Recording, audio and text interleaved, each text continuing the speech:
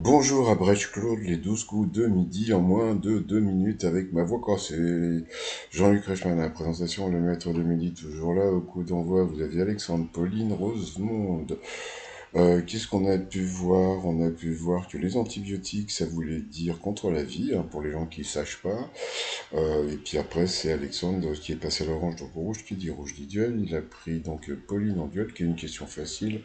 Quel est le nom du grand canal? Donc c'était le canal de Panama. Question, mais elle a été éliminée, elle n'a pas trouvé ensuite coup par coup.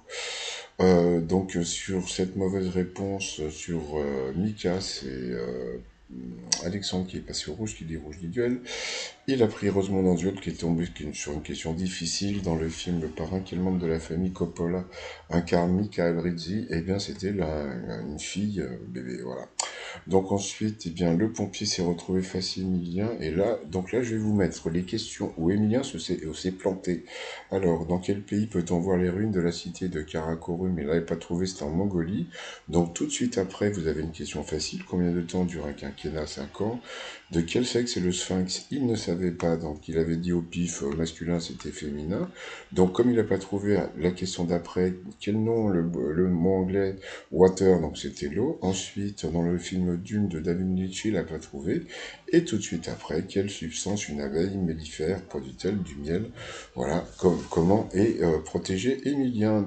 Voilà, et puis après, le pompier a été éliminé. Coup de maître dans une expression courante, chose promis, chose due.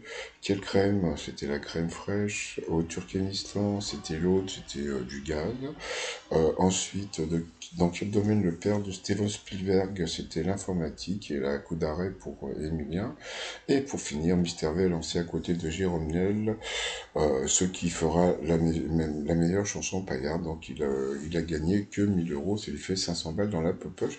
Étoile mystérieuse sur la droite, on peut voir, je sais pas, on dirait une poule d'eau ou un coq, je vois pas très bien d'ici.